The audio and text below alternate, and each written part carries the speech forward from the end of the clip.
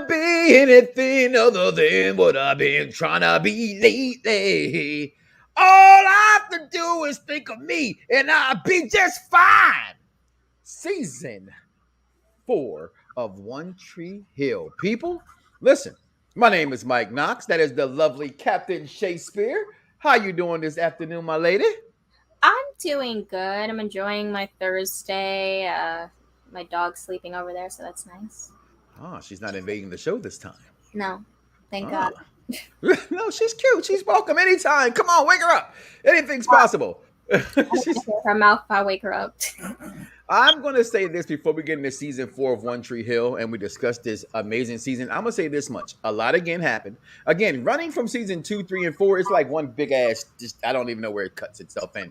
I love how it just seamlessly just continues, in my opinion. Like a lot of shows you watch, you can see the jump from year to year. And this show, in this season, in this genre of this show, you can't see that here. Right. So I love this season. And I'm going to say this much before we even get to that episode. After rewatching it, as we rewatching them now to catch up so we can speak this fresh to the One Tree Hill fans out there. I don't know who you are, but please comment below and let us know. Okay. It should have ended right here. I watched the season finale, and the way it went off, if it had went off, I can truly say I wouldn't have been mad. Okay. I think season 5 was sort of kind of needed to see that next step, but definitely when the key components, and we'll talk about that next week, leave. This show should have really went off the air from my point. So looking back, watching this season, I watched it and I said, right then, in that final scene, at the court, the courtyard, at the riverfront, that should have been the end of it, in my opinion. But let's go ahead, Captain Shaykespeare. Roll the beautiful bean footage that we do not have, but your voice is beautiful. So go ahead and tell them what episode we start off with today. All right, so we start off with the same deep water as you. Now, this was a leave off.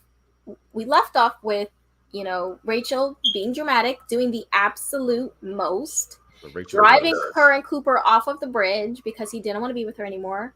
Whoa. Nathan not using his brain. I think he's a natural blonde, and he's been dyeing his hair because instead of walking around the side of the bridge to go down to pick up Cooper, he jumps off the bridge as well, which he also got injured for that. So, Nathan's intelligent. Nathan! And then you got Haley over there screaming dramatically. Nathan! Nathan! Nathan! Like, it was just so dramatic.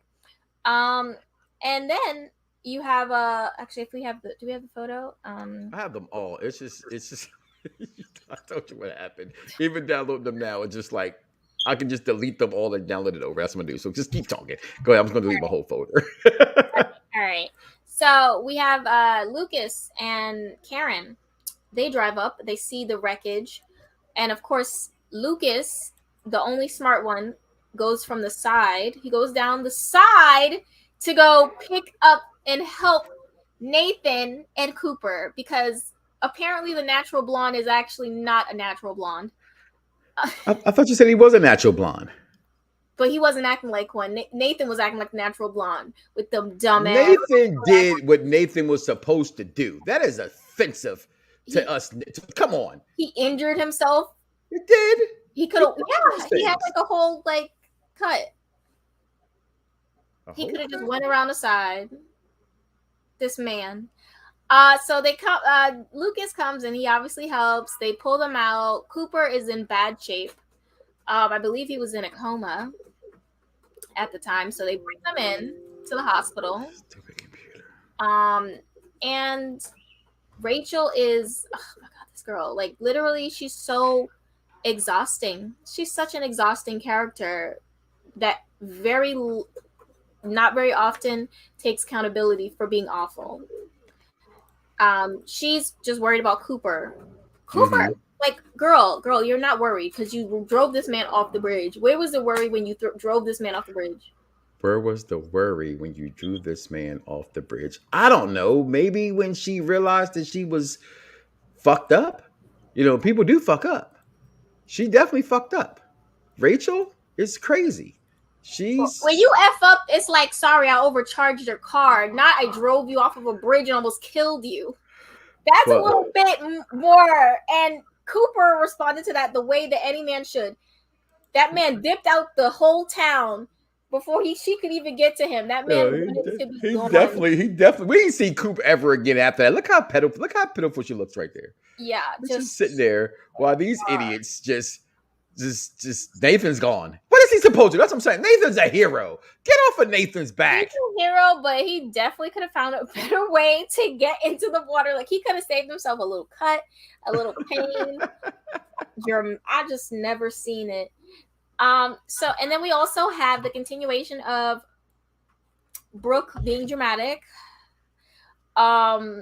She was upset because Peyton was honest with her and told her how she felt, but said she was not going to act on it. Oh, yeah, and the wedding stuff. Okay, I thought we discussed that last. We did, but Brooke's still mad. See, you got to tell your girl to let it go. She's still mad in this new. See, this is your season because you get to sit here and just vindication. But we also start getting a little bit more of skills, which I loved. And Skills from the very beginning has always said that he was team Leighton, the best.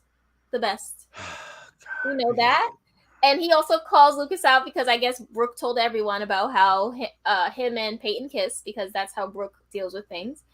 And he deals with things. I'm just saying, it's like, wow. The hate is so real in this one. I'm just saying. So Peyton decides that she wanted to help Lucas get back with Brooke because she felt bad that, they broke up. That wasn't her intent. She just wanted to be honest. So she takes Lucas to go do something that her and Brooke usually do, but Brooke isn't talking to her. She goes and steals something from the mall and gives it to her. So she said, I'm going to steal it, but then you're going to give it to her, and it's going to be a grand gesture to get her back. Of course, Brooke, I don't know, she was watching them or she saw them coming out of the mall and she was like... I think she was going to go do it herself, or maybe even hoping that Peyton would show up and saw them together. And I think anybody at that point could have made that assumption, that assumption that was what was going on. So Can you get off of her now? Can you? I think what it was. Where's your heart? You're such a lovely person. Why are you so mean to Brooke? You know what? Because no, I don't know. I just asked you. I've dealt with girls like Brooke, who always try to get you to have a good time. No, that they feel like they can just do whatever they want, and they can treat you however. But if you do any half of what you do to them, it's like the biggest betrayal in the universe. Oh, and wow. They're very self-centered as well. I've dealt with a lot of Brooks, so. Okay. I'm not saying she's terrible all around, but I'm just saying whenever I see her character, I get triggered because it's. When have you ever said anything that was sustaining of Brooke Davis' character? I say nice stuff about Brooke. You don't say nothing nice about her at all. So we're gonna run back the tapes for last week. That's fine. That's fine. But this episode, I will be nice a little bit. It's her damn birthday, for heaven's sakes. Look at that. She was lonely. Yes. She was lonely. Sitting there blowing out a single candle from a psycho friend that she calls her friend, which we'll talk about that heifer in a second. She was honestly lonely by choice because Peyton still wanted to be there for her. But I get she was mad at Peyton, but it's like Peyton was telling her, I don't want to do anything. I'm just telling you because I want to be honest, because that's not what we did in the beginning when Brooke would be like, oh, okay. I try to make this a PG show. You know I do. So I'm going to just put this in adult themes right now. Okay. We talked about The Rock last week and Be Cool, right? So I'm going to monologue here like The Rock. Okay. All right? Okay. Girl, I want to fuck your man, but I ain't going to tell him I want to fuck him. That's not bitch. You can't fuck my man. You going to tell him now you want to fuck him? For real? What kind of shit is that? You're supposed to be my best friend. Bitch, I ain't saying I'm going to do something about it. I'm just saying, he looking pretty good. That's pretty much what she said. But that's what she said. How is that being? You're being honest. That you want to knock boots with my man. Peyton doesn't even talk like that. Peyton doesn't articulate herself in such a way. Oh, I just. She said, "Listen, I have residual feelings for someone that we both dealt with, and I'm letting you know, but I'm not going to do anything." Okay. I'm just saying. So then we have Lucas. I have nothing else to add to that. Lucas pulls Keith on Whitey. As we remember from season 1, when Keith did the exact same thing to Whitey, he had him sit and watch Lucas play. Lucas is now. Oh, he pulled a Keith. He I like did. that. He did. And he did that for skills because he knew that he probably couldn't really play basketball the way he could because of his heart issues. And he said, I know another person who is an exceptional basketball player that you should consider. And that was skills. I loved this. And I just loved how more and more, especially starting season 3, because I did bring it up, how they're diving more into Skills' character. Because I always loved his character. So I really, really appreciated this and loved this. What did He you think still about said dog every episode. I guess that was the writer's way of not saying the N words. He just kept saying dog every time. Yo, dog. Hey, dog. You my dog. Just saying. Ow! Oh my god. So and then we have Rachel. What the hell are you over there doing? Breaking fingernails? I did. I cracked something. I'm not gonna lie. Okay. So then we have Rachel being desperate because one Scott man has somehow was able to release themselves from her claws, and she said, "I gotta get another. I gotta get another," because she already tried with Lucas, that didn't work, and also she. Brooke was her meal ticket to, any type of importance. So she wasn't going to mess that up. So who's left? Nathan. And she's being manipulative and playing off the fact that Nathan was very, She's the worst. I'm sorry. I think Rachel might be the next to Dan. Rachel's right there in my opinion. Yeah, no, I can't stand her. I thought this was so terrible for her to be manipulative, because I felt like Nathan actually cared. I mean, he saved her, and he definitely did. That's what he went through it for. That's what he couldn't. That's why he fell for the stuff and let me rephrase that. I don't think he was falling for the stuff, right? Because Nathan kind of called her butch in the beginning. He just couldn't understand what he was dealing with and what he was going through, right? And so even to us, it seemed like Nathan was falling for Rachel's non-sexual advancements. Right. I don't find Rachel attractive, so I didn't think her advancements were needed, but he just wanted to figure out what was going on in his life. Right. And she used the fact that he said that he saw Keith against him, which I thought was so scummy. It was just, girl, Rachel, get it together. Deb is on the pills. And Karen is concerned, as you can tell, very concerned. And I think Deb is upset because she knows, she told Dan at the ending of last season that she was the one that actually tried to kill him in the fire. And then this is when Dan's self-doubt and, guilt begins, because he basically realized he killed his brother for no reason whatsoever. No reason. Literally. And now Deb is scared for her life because her and Dan are doing tit for tat, and she knows Dan is going, now that she knows that, I think she had a feeling that Dan had something to do with Keith, always. And now that she knows that that energy is being pushed towards her, she's going off the deep end, and she's deeper into the drugs than she's ever been. We're not going to talk about that episode, but I got to talk about it when she walked into the classroom. It was like, give me my pills. It's either the pills or me. And like, we talked about this before about how Nathan's was spoiled first season. Privileged, popular basketball kid destined to go to Duke. This has to be embarrassing. I don't care what level of popularity you are. When your mom walks in the classroom like, yo, fuck it, where's my drugs? Like, that's pretty bad. That's Pookie right there, 101. So that was so sad that she got into that point. And you have to blame Dan on some levels. He drove her a little bit down that road. He was just a terrible, terrible person altogether. Now we have the introduction of Psycho Derek. We'll call him Derek right now. You see the meme where it says Derek had to walk so Joe could run if you watch You? Literally, yes. I agree. The way I agree. I agree. So we meet him, and I want to talk about the long-term storytelling of this, because remember, we brought up the fact that he was introduced, his character at least was introduced at the end of season 2. when he was messaging Peyton from the "Watch Me, Watch You" Yeah. messages, and the fact that they really drew it out and like had it come to fruition 2 seasons later, I just thought that was so cool. Like, I just love long-term storytelling. I really do. Like, and the continuity of it, I loved it. So we have Derek. Now, Lucas is a little bit uneasy. So the first time he actually meets Peyton in person, Lucas is there, but he's secret there. But I guess Derek Psycho's spotted no him. psycho. He knew who Lucas was. Yeah. Oh, of course. Like, I mean, he saw Lucas as the closest person to Peyton, and he's clearly a psycho stalker. So he knew everything.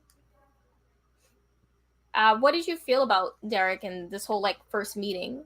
No, even watching it, then I thought it was creepy. You know what I mean? Because you go back before we meet him, we have that weird message on Peyton's chat and her live podcast, whatever it was called back then, Yeah. that she was doing. So you just felt something was creepy about the guy. You know what I mean? And then none of it made sense. Even his live when they go back and goes, "Well, I didn't want to meet you when I hung up the phone when you first called," and things like that, right? Which I think wasn't even him. It wasn't.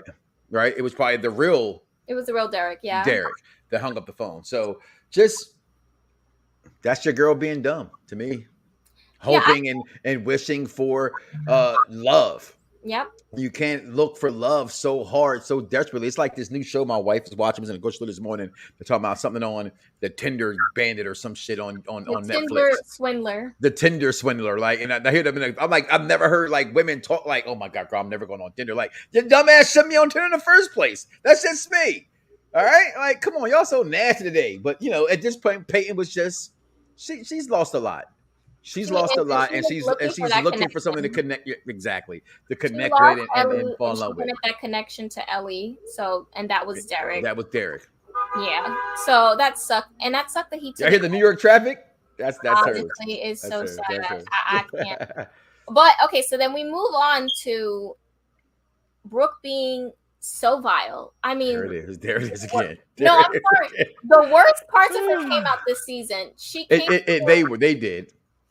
Like, and then she tried to I guess. She tried to what? She tried to recruit Haley to her Let's Hate Peyton group. Yeah, that didn't work too well. She was like, "Oh, they kissed again. Oh, and Peyton's a slut and all these things." Can you talk like that? She doesn't even talk like. Oh, she does talk like she's that. Being petty. Well, she got a deeper, raspy voice than that. All like the scratchy sandpaper. But yeah, and Haley was actually going along with it, and I'm like, girl. But I think Haley was being a little bit understanding and nice to Brooke because Brooke was keeping a secret for her, which we will touch a little bit more. I forget that was the secret at this point we were keeping. Yes. At this point. Ooh, yes. So they have a party. They have a party. I forgot whose house they had a party at. I think it was Nathan's house because they were cleaning out the house for the booze. No. That was too fast. Okay, go ahead. I think that was Rachel's house. Okay, so I think it was Rachel's house actually, and they were having a pool party or just a regular party in general. Mm-hmm. Peyton comes to the party with her brother. Brooke, Miss Insecure, comes up and kisses him because she thought it was going to piss off. Yeah, Peyton, which is just like. That's just goes to show. Just shows you what. Stop it. How far removed from what is actually happening Brooke is that she's like, "Oh, I'm gonna kiss someone to make her feel jealous." Girl, get the fuck out my face with that shit. Listen, I'm just saying. And then Haley tried to say some crazy stuff to Lucas, try to judge him about Peyton and him, and he had to humble her down. Humble her down. He did. And then she's sitting there, "I'm sorry," because you jumped the gun. You let your little friend put a battery in your back and made you look dumb. And then you got humbled down. Oh, God. I can't even argue with you. I'm so mad right now. Listen, I'm just saying, because she came in hot on the staircase, so she had all the facts. You are annoying me right now. You're annoying me right now with your damn facts. "Oh, sorry." Get out of here.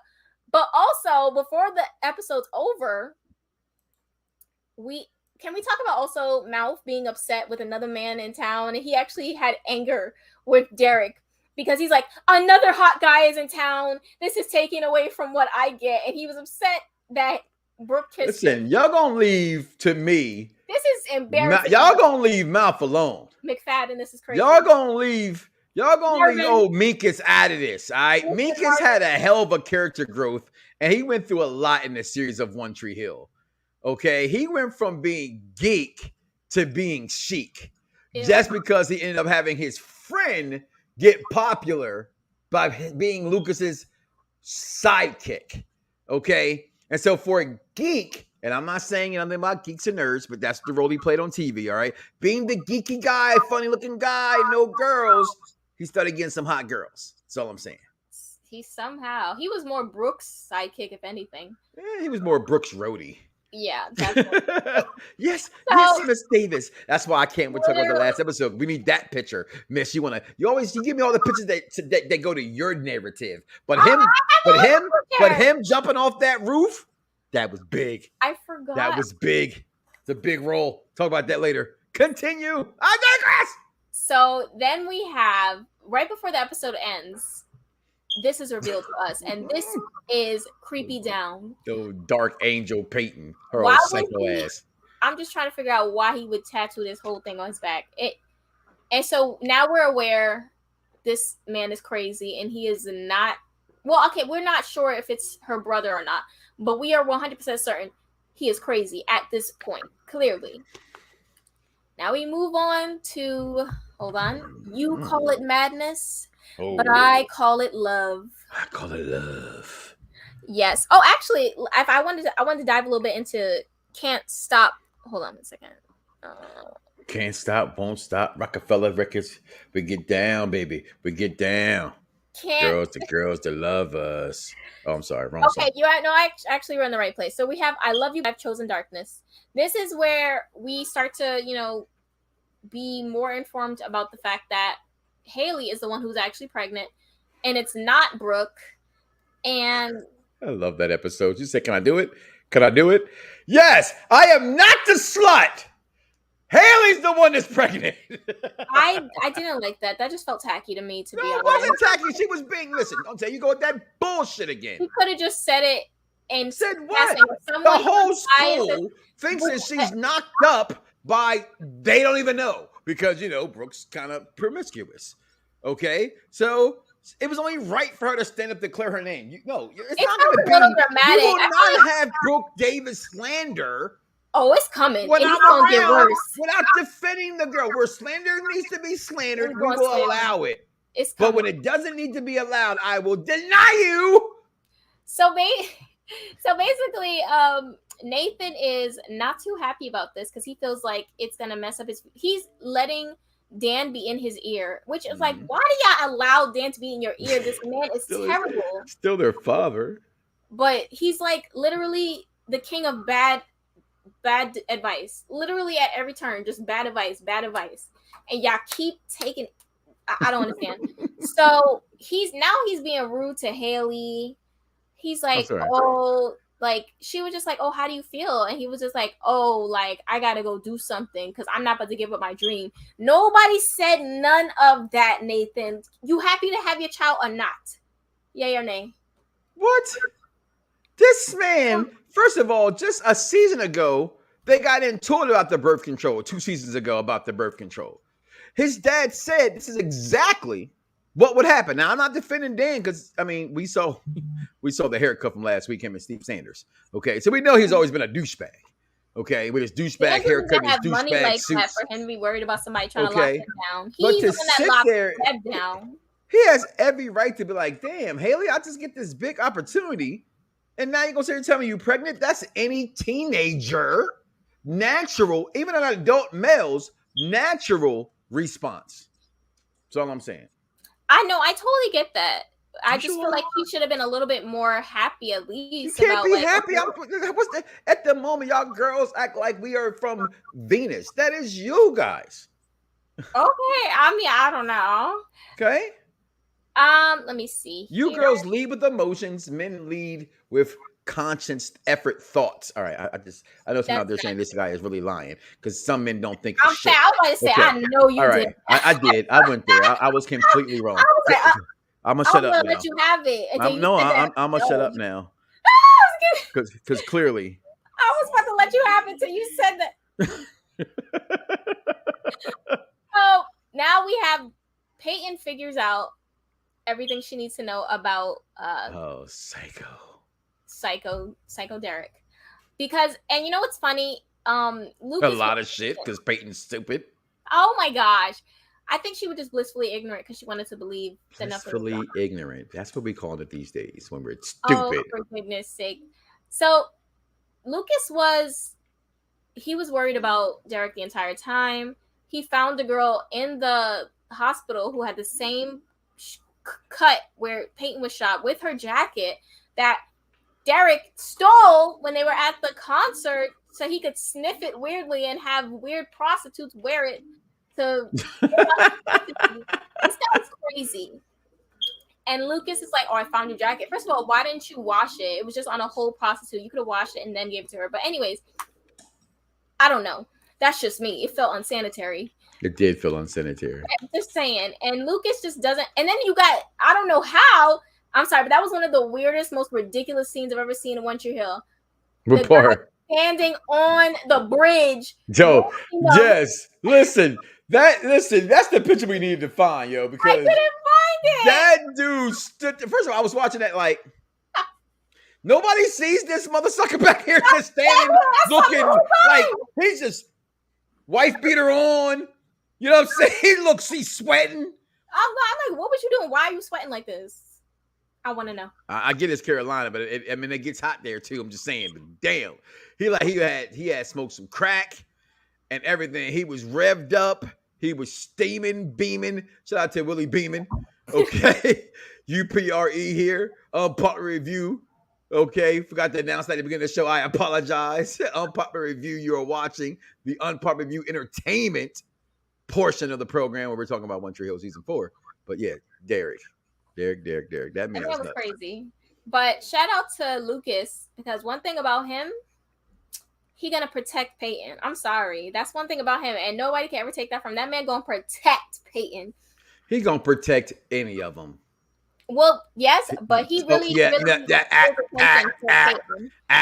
hero. He has a Captain Save-A-Hole mentality. He definitely does. Oh, definitely does. That's all I was trying to get you to say. So okay, then we have. Oh my gosh.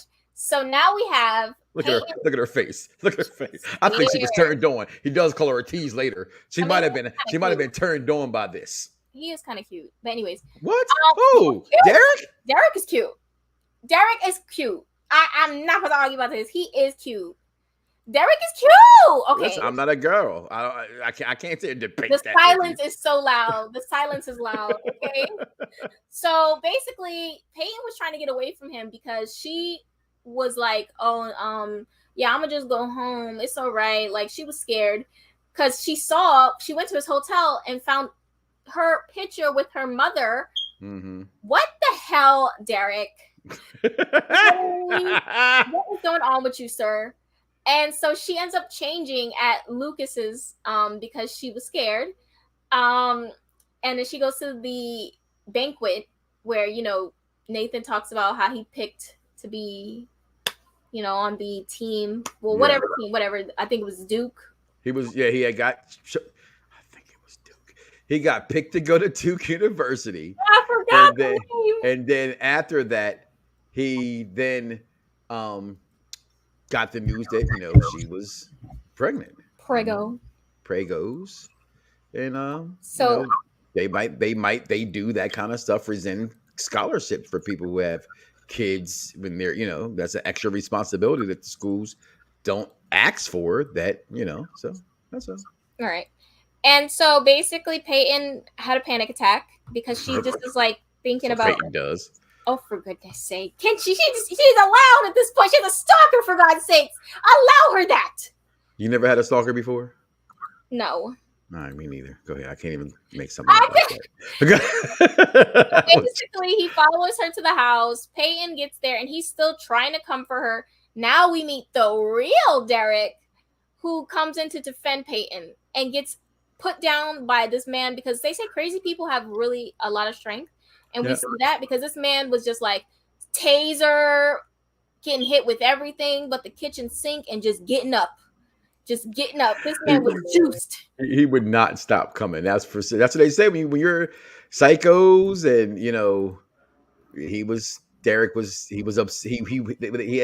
he had got strength from somewhere that nobody knew. I don't know where it was coming from, but he was not going down. But eventually, so Peyton's brother is actually a brother. Sorry, that's not my line. That's skills. I had to say it. Yo.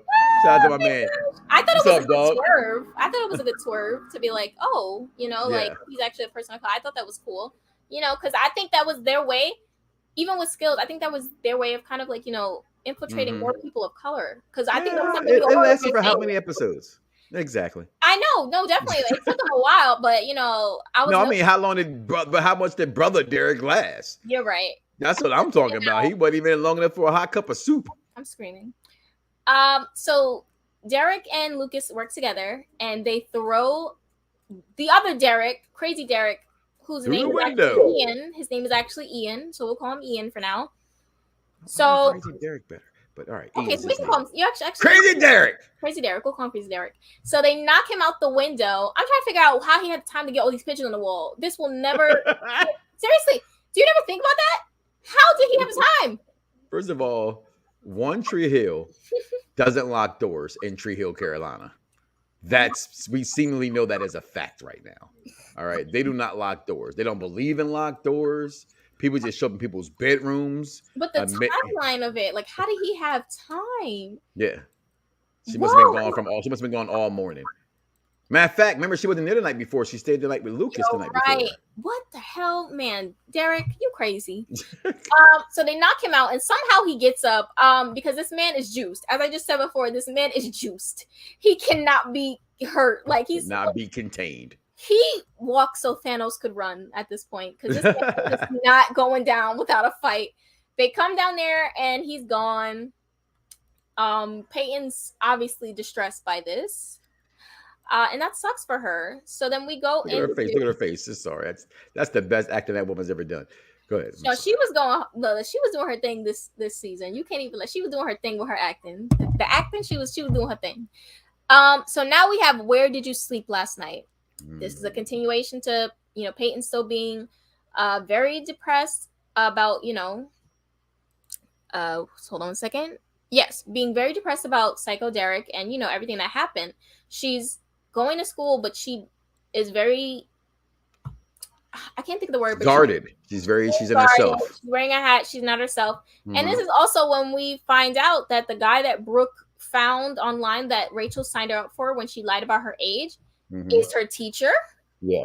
Horrible friend is Rachel. Always. She always does it. And we are introduced to Rick Fox. Oh, there it is. Hold on. Put me on the screen. I got you. Gotta do it. Rick Fox. I'm sorry. Go ahead. That's how Tasha Mack says his name in My Friends of the Game. Rick Fox. All right. And Rick Fox wasn't playing Rick Fox. Normally Rick Fox only plays Rick Fox. This time he's playing the gangster from Carolina, Dante, not Rick Fox. Okay, go ahead.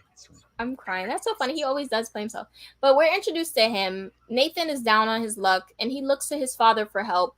And Dan, being the piece of crap father he is, he's supposed to say no. No. He did it out of spite. It wasn't because he didn't have it. He just did it to just be evil. And so Nathan, being dumb, because Nathan always has dumb ideas of how to fix things. So he's like, oh, let me just take a loan from this gangster and some gangster, some dude I don't even know, just walked up in a car, say, hey, you want some money? And he's just like, this seems super safe. You want some drugs too, don't you? Come on, I got some drugs for you. I'm crying. So Nathan gets into a situation with Rick Fox, which was, Dante. And you know his name. It's Foxy. A terrible idea. Like, for goodness sake.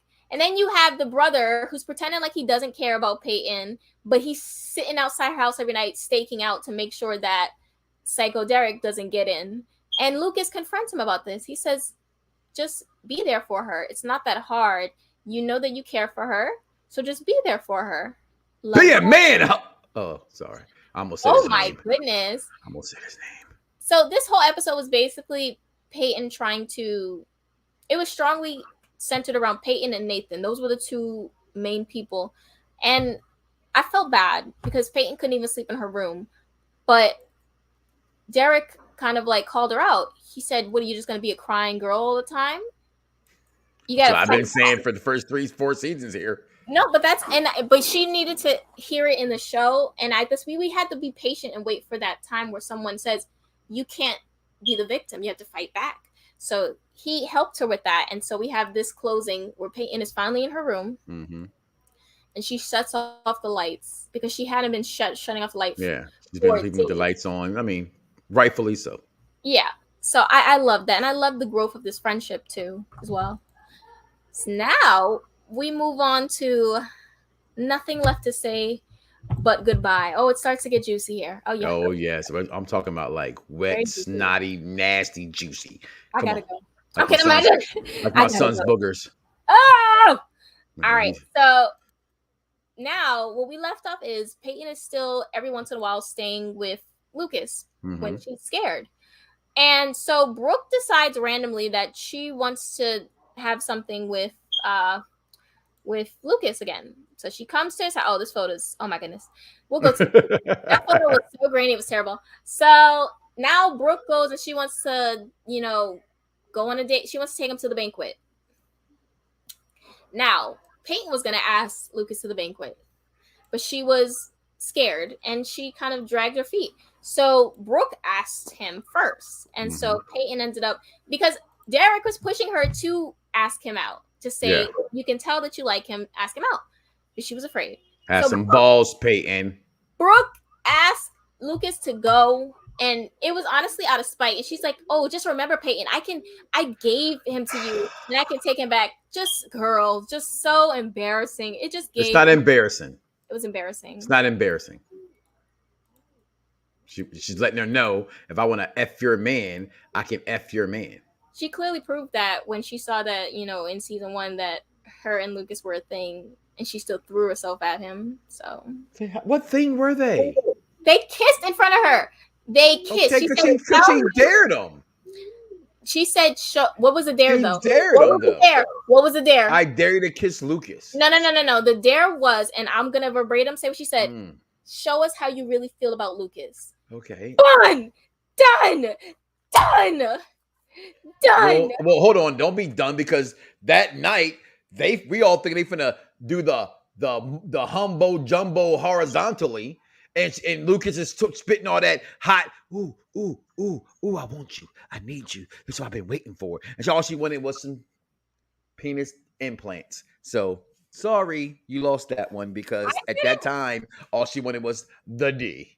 No, she didn't want to go so deep because she's psycho Peyton.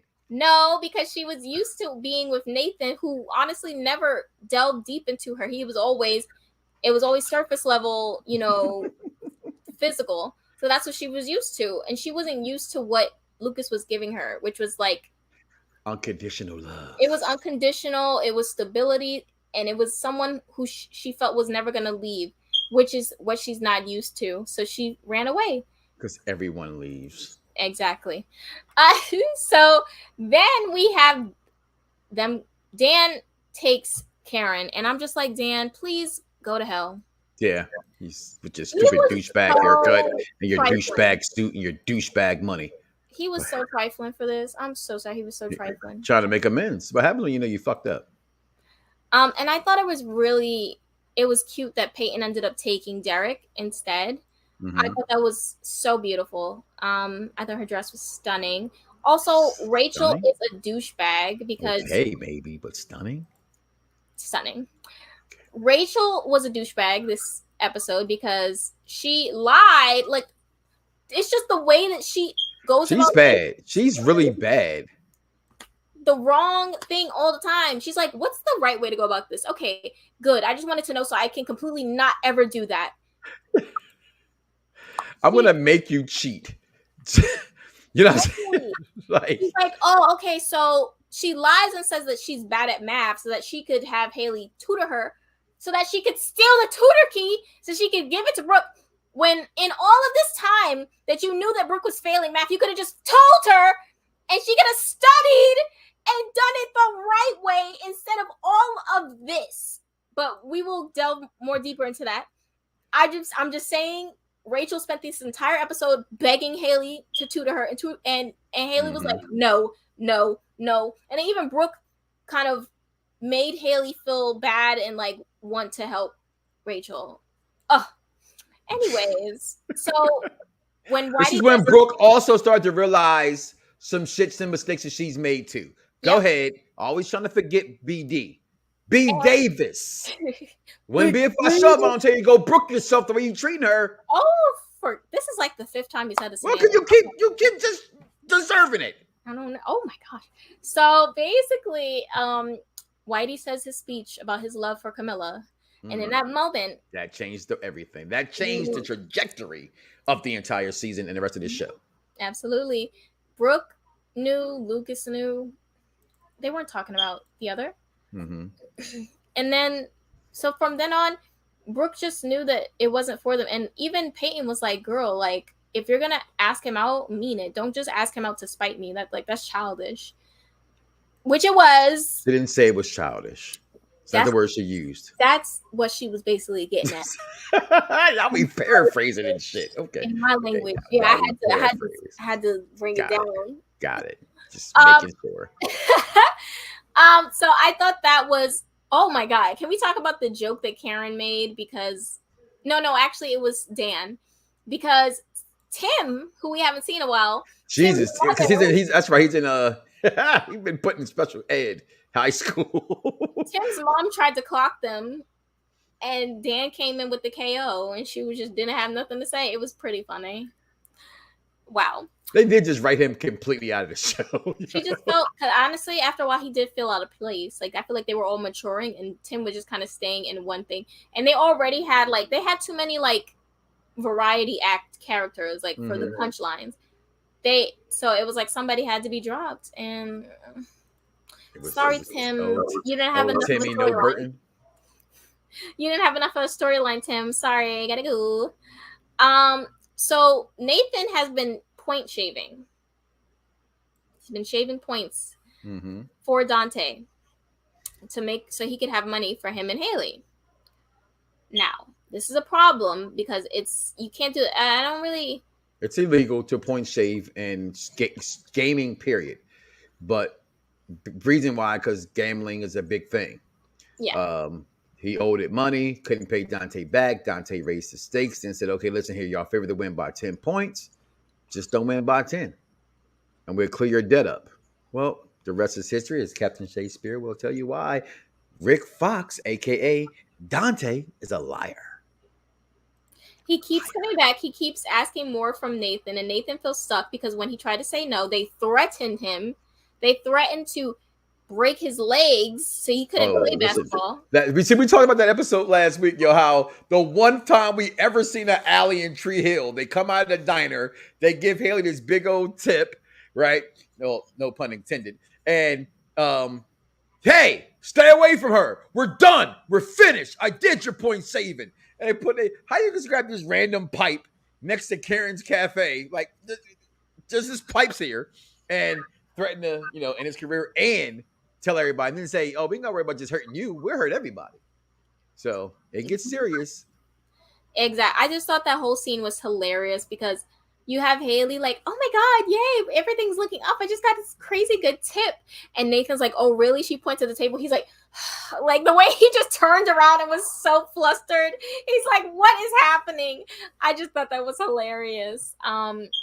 So now... what we have, I wish I would have found a photo for it, but I couldn't find it, but I'll use this. Peyton reveals her feelings to Lucas, finally. And this man said, oh. This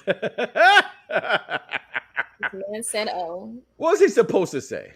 Well, he was supposed to be like, you know what, girl, you're right. At the time, he didn't know. Like, I remember he says to Brooke, he realized that Brooke's not the one for him. He does get that. As much as us fans wanted to be them too because we don't like the serious, too serious, depressing people sometimes isn't a fitting look when you're watching television. So the people always cheered, at least the majority of the people anyway, cheered for Brooke and Lucas, not seeing that the true story was here, like we said from the episode 1, picking up at, when her car broke down. So all this time go by, I'm trying to be your friend. You just went through this psycho dude. You know what I'm saying? All this stuff is going on, and you come back and say, Lucas, I want you. I want the same things that Lucas was saying to her at the party we just spoke about back at Karen and Dan's house in season 1 and season 2. That was, I can't remember right now, but I think that was a great parallel, to be honest. Yeah, and what is he supposed to say? But go ahead. I thought that was it was funny, and it was like even Skills says to him, "You said oh." No, seriously, Skills is like, and I loved how Skills kind of put in perspective. He said, every situation Payne has been in, she never chose to be there, but you did because of the love that you have for her. And I just like, Skills is probably the most intelligent person on the show, and he's so able to kind of analyze things from the outside looking in and always kind of put things into perspective. I love whenever he gives advice to people because it's so sound every time. I love Skills. We're going to find out later. Nanny Deb loves her some Skills too. Oh my goodness. So then we have everyone, the girls, they're driving to the basketball game that's a little bit out of town. All the girls drive together. It's the state championship. Yes, the state championship. Yep. So Peyton, Haley, Brooke, and Rachel are driving together. They're making jokes, and then Brooke takes it too far and says, "Oh, if you love me, I'm probably gonna die. See Mom 1 and 2." Girl. Yeah, this is where you, if you're her who already hates Brooke, you hate her even more for here. This is bad. You hear it later on, and we'll show you later in this episode coming up, or a few episodes later, where Peyton definitely points out to her, like, you use it as a punchline. You were there with me. You cried with me. How can, because whatever it is we're going through, you use my mom dying. And that was pretty bad. Like, that was, I watched that episode, and I think that's what I was going to try to bring up last week. Remember, I said, okay, I get it. This one I started saying, damn, bro, that's some fucked up shit. You can't say that to your best friend, ex-best friend or not, like, just to say things to hurt people. But again, this is Brooke's character. When she's hurt, she lashes out. And as a person who lashes out when I'm upset, I get it. And I also see it now from the other side. So, hey, as a Brooke fan, as a BD fan, Brooke Davis, that is, I apologize to you, Peyton, for your fan bases. You got that? All right, go ahead. Move on. She was dead wrong. What I think made me feel the worst about it is Peyton never fought back. She would just let her say this. At this point, yep. Peyton was not back. Yeah, at this point. Yeah, she never would try and, like, argue back with her because, she felt bad about the stuff. But at the same time, it kind of made Brooke look like a bully because it's like, she's not even fighting back, man. And then it's like, not only is she not even fighting back, you're going deep and lower in your, arguments. So that was kind of messed up. Mm-hmm. So now we have Haley is having stomach issues. So they take her to the hospital to make sure she's okay. It ended up not being anything, but I think it was nice because we got to find out that she's having a boy, little Jamie. And I loved how protective the girls were, especially with the nurse who just was like being so unreasonable. That was dope. Oh, so that was they, and all of them: Rachel, Bevan, Brooke, Peyton. I'm gonna beat this bitch ass. Right. Oh, because you discriminate because she's it was really good. I can't remember all the things she said, but if I hear him, I laugh again. I'll tell you that much. I loved how they all called her name when they walked away. They was like, bitch, slut, hoe. Yeah. That definitely had me. That was definitely funny. That was amazing. And then we have Skills, who is very pissed off with Nathan at this point because he found out that Nathan is shaving points. Mm-hmm. This is upsetting to Skills because now he's hearing that they're supposed to lose the state championship for Dante. Right. And Skills, someone who wasn't afforded everything in life financially, is like, this is my only opportunity that I could possibly get a scholarship, and you want to throw it down the toilet because whatever, reason. And Skills was not going for it, and he shouldn't. So Lucas and Skills devise a plan to basically phase Nathan out for most of the match, not pass the ball to him, and just do it on their own because they can't trust him. How do you feel about that? That was the best thing. They had to do it. He wouldn't back off. He had his mind made up. Lucas being Lucas, he did it the first time. He said he would have to do it again. And he told me he's going to lose the state championship. It's Whitey's last game. It's their last game. All this was big. I think they took the right approach. But this is why I love the second half when Nathan gets it clicks with them. Like, it doesn't matter. You got to be the right thing. I just think after watching just a little bit of like Kanye West's documentary that came out, say, on Netflix, you got to have faith in yourself and believe that whatever it is you do works is going to be better. So I thought that was pretty cool with him doing that. Like, I love this whole episode altogether. This is probably one of my top 10 episodes of One Tree Hill's the state championship. Me too. So then we get to the part where Haley finally tells Nathan, we're having a boy. And that changed everything for Nathan, because I think why it was significant for Nathan is he didn't want to be a man that he felt like his son couldn't look up to. And he thought about his relationship with Dan. And I think that changed everything for him. And I'm so glad she said that to him, because imagine if she didn't. I can't. You're muted. But then all hell breaks loose after that. Yes. So, but before hell breaks loose, Lucas gets the winning shot. And for some reason, Brooke felt like her approval was needed.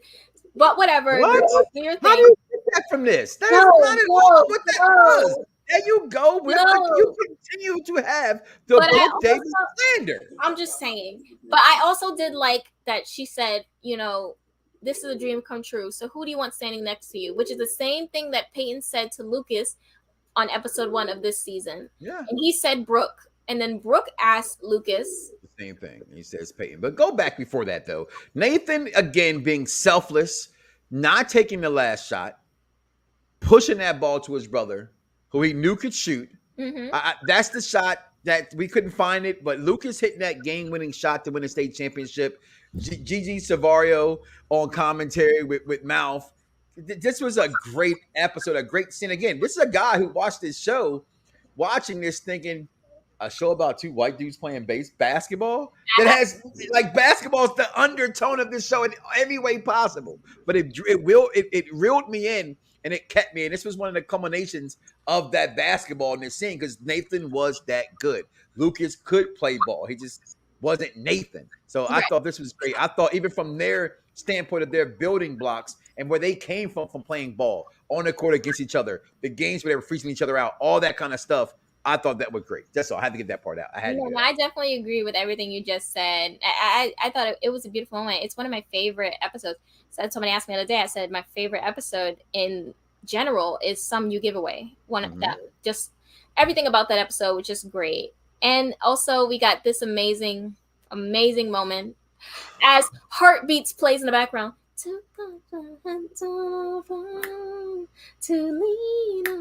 I'm sorry. I love that song. It's one of my favorite songs because of this moment, because of what it meant that, Lucas finally realized in that moment he had always been in love with Peyton and she was the one for him. It was beautiful. But then Dante ruins everything and he runs over Haley. Like, I felt so bad. Shout out to Haley for pushing Nathan out the way. She's pregnant and a woman and pushes Nathan out of the way to save him. That's love. Rider. That's love. Like, she's definitely a ride or die. I got a few ride or dies in my life, so I know what a ride or die do. That's some ride or die shit right there. Is Haley James. Rider. I love that. I thought that was, but also I guess that added to Nathan's, feeling how he felt guilty, because now not only is Haley put in this predicament, his unborn child, and so he runs over and pulls Dante out the car. Dante at this point is already dead. Go back, because I like how the whole thing happens, because Lucas comes out. What happened? He said, I don't don't know, man. It just hit her. They just hit her. And he's like sitting there. He's like, he said, Lucas, stay with her. He just like Lucas about to kill him. Like if he was not already pronounced dead, or we know that later, but killed himself in a car accident, Nathan definitely was gonna kill him. All right, so something to get that out there. Like Nathan, like to me again, their brotherhood to me it's so evolving in this show, and so many roller coaster rides. I love the brotherhood between Nathan and Lucas. Me too. I love it. But then you also have Lucas, who played the game and he didn't take the medication he was supposed to, so he was already doing too much. And now, because of the stress of seeing his sister, his best friend, laying on the ground, not knowing if she's alive or not, he goes into cardiac arrest. So you got now both of them laid out in the middle of the street, and the MTA, oh, not MTA, Jesus, the EMTs, the EMTs now taking them both, and you have this. I'm sorry, I just want to go to that last clip we saw at the very end. Nathan, just a broken man. I felt so bad, and I loved how they played the radio from like when Dan. Yeah, I thought that was really cool. Just the episode and how it starts off. Remember, it starts off, you're hearing it like the worst had happened this episode. And then they take you back, right? And you find out that's a clip that Waddy played from when he was first year of coaching and things like that. And so you're like, okay, they're doing the thing that's good for One Tree. People don't understand, like, the writing in One Tree Hill is really good. And this is one of those episodes that really dictates that. And you thought it was one thing. You'd have thought when it started off they lost the championship game. No, that's not the worst thing that happened to this family. We're talking about now, like Haley getting hit, Dan beating, taking a rap for his son. He's already feeling guilty about everything, right? So move, son, go to Haley. At this point, Dan, to me, it's too late.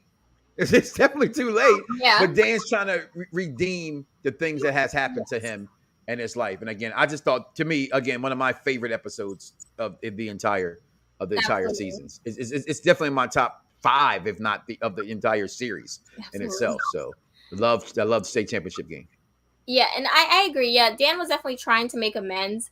But then when you really as the characters, like, Nathan, Lucas, they're all like, oh my God, Dan, you were gonna say it was you'd be in jail for me. Now, in my mind, I'm thinking Dan is not doing this because really, I mean, he's doing it for Nathan to a level, but really it's his own guilt. He's feeling guilty about everything. This is how I can fix some things. He's like, oh, they don't know that I actually did kill someone, so this is me trying to repent and maybe take a stint in prison to make up for that.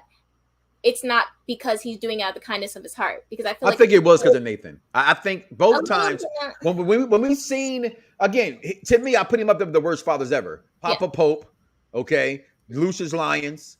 He's a bad father.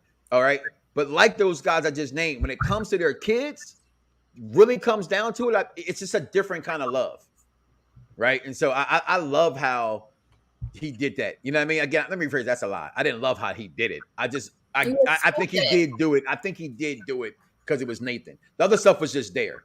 I think it was Nathan first, and then it was like, well, shit. Again, he's on a guilt trip. So that was bound to happen. So now we move on to Songs to Love and Die By. As Haley and Lucas lay in a coma after their attack. And we have the first thing we see is Brooke coming into Peyton's room as Peyton's waiting for Lucas to come home. And she spills the beans of what's going on. And so they because she's waiting because she kissed him. And again, this girl loses everybody. She loses everybody. So, I mean, I kissed his brother. Now he's having a heart attack. Damn, everybody do leave. That's your girl. I felt so bad for her. Death. She's worse than Medusa. Goodness. She's worse than Medusa. Oh my God. I felt bad for her because it's like you finally let him in and now this, like he could be dead. It was very traumatic. I'm sure it was. And then we have Nathan who feels so awful. As he should, because honestly, there could have been a better way to go about things. He shouldn't have been going down alleyways looking for Dante. Big fox.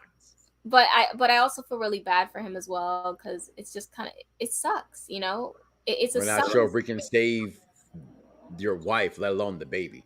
Which, and watching this, Jesus, that was some supernatural shit. Because I'm sorry, that baby would.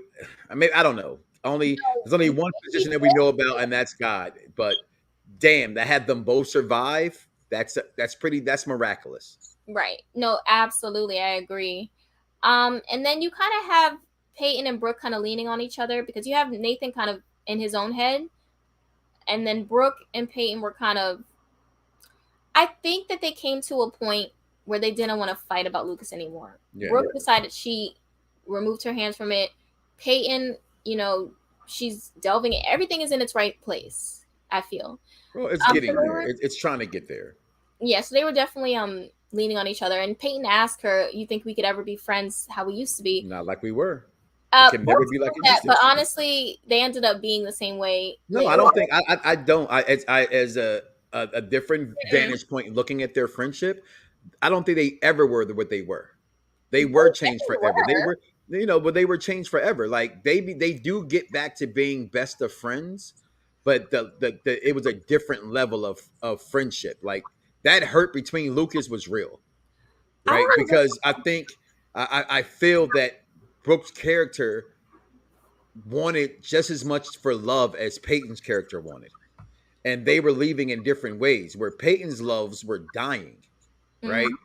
Or being forced to go away with Jake, which we found out Jake wasn't her true love. So, but Brooke felt like all she ever got was slime balls because of the way she was, right? And again, this is where Brooke's character goes. Listen, this is halfway through the season. This is how deep season 4 was, right? To start off from the bridge and the seeing Keith and the Rachel stuff to get to this point to the state championship game and their friendship. It was a lot. It was a lot, and I do think they never got back to that same spot as they used to. When we get to season 5, I will show you numerous ways of why I don't agree with that. But that's in season 5. Next week. Yes. So we have this, and Peyton is waiting by Lucas' side. As we know, I mean, obviously, of course she would. Lucas is in the middle of a conversation at the moment. Open your eyes, Luke. Open your eyes. Open your eyes. And somehow Keith is, and this is why this season kind of annoyed me a little bit, because I felt like they were doing a lot of this whole like ghostly, like, you know, I'm talking to ghosts. I'm like, all right, let's calm down here. Because Dan was seeing ghosts too. Yeah, right. Yeah. So he saw little Keith almost from the second he was dead. It was like as soon as Keith was murdered, Dan started seeing freaking ghosts. And then Nathan said he saw Keith, but he didn't. And that was so funny to me how Lucas asked him. He was like, he ain't see me. He just wanted to see me. Yeah. But basically, Keith is trying to make sure that his murder is, you know, dealt with, and that the real person who did it is, you know, brought to justice. So he tries to make Lucas see that he knows that he saw Abby. Okay, I'm gonna say, well, this is the episode, I believe. I think we went from one to the next, if I'm not mistaken. It's all okay. It's the same episode, but this was, to me, I don't know why It's a Wonderful Life episode, right? Because it goes. I don't know if you remember that old classic Christmas movie, but that's exactly what this episode was. Oh, so yeah. That's why it starts off with showing on the TV screen, It's a Wonderful Life, because that's exactly the episode. So he's showing him what would happen if you're not around. The impact you have on people's lives, the things that you change. It actually goes back into an episode from season 3, because they did a flashback episode then, where Nathan was the one in the coma or whatever, and they switched the sides of him thinking that he was Lucas. They did the whole thing in reverse. So this was Keith showing Lucas how important he was. Yes. And to get him to open his eyes to, grainy. That's a horrible picture of Brooke Davis. But getting him to open his eyes to not just see what was there that day, but just overall in general. I love this episode. Again, to me, this season, it could have been the end of the series for me, and I'd have been okay with it. Yeah, no, I definitely love this. And I love how they showed, you know, what would have happened to Brooke if he didn't go in there to save Peyton. That just showed, and that's another thing to just show how close Brooke and Peyton really are, that it affected her to that point, that she lost Peyton and she lost herself, and she kind of took over Peyton's emo girl phase. I don't know. We don't call them goth anymore. We call them emo. Okay, just checking. Yes. You know, I'm old. In my day, we just goth shit. They It were could just be goth goth. shit. It could be emo. Right. So Keith brings Lucas to this, and Lucas is freaking out. He's like, I don't want to see this. Take this away. But Keith is telling Lucas he has to look at this because you need to see it for what it is and realize that you saw more and you're blocking it out, and you need to unblock it because the truth needs to come out. I loved this. And I also loved the fact that the way that this episode ended was with Lucas coming out. And his reasoning for coming out wasn't because he needed to do what Keith was asking him. Right. He needed to come back to tell Peyton that he loved her. He said that. He said, I didn't tell her that. I need to tell her. I need to come back to her because people always leave. I'm sorry. This is one of my favorite relationships on TV because the love, the level of respect. They ain't got nothing on Topanga and Corey. Just saying. I didn't say that. Nobody. I love them. Of course not. But the love, it was beautiful, and I love that was the reason that made him come up. And then you have, Haley. She woke up as well. She's doing good. I mean, she has a broken leg, so she's not doing that good. They doing that one. Yeah, but I mean, she's doing all right. Hey, the baby made it. They're doing fine. Yep. And so now we move on to episode. Hold on. We have everything in its right place, which is funny because I just said that I felt like everything was in its right place with how things set up. Mm-hmm. And we have Dan, who is still in prison.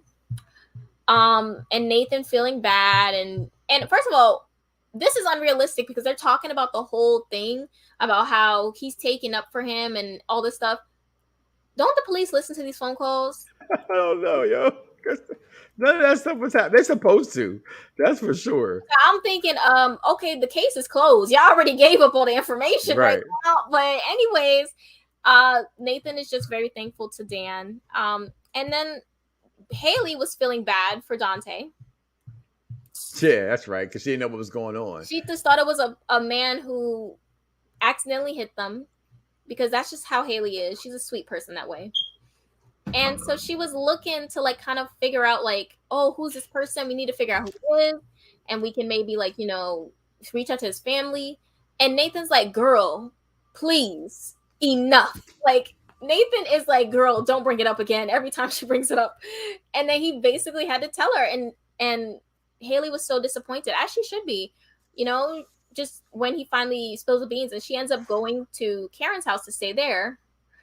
And eventually Nathan does apologize, but I felt bad for him because it's he did all this because he wanted to take care of Haley and the baby. And then when Haley finds out, she's like, all right, peace. What? Yeah. You bugging. How did you feel about that? No, I thought this episode was, it helped, again, the progression. Mm-hmm. Of everything, and you already showed this picture, right? This is, that's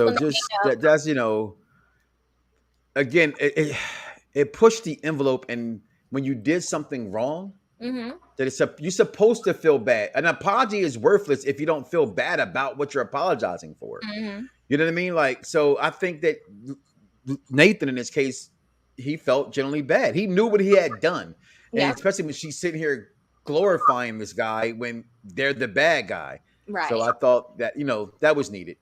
And I also, in this scene, I wasn't able to find the photo, but we have Nathan that goes like this, always and forever to Haley, revealing his hands. Knuckles.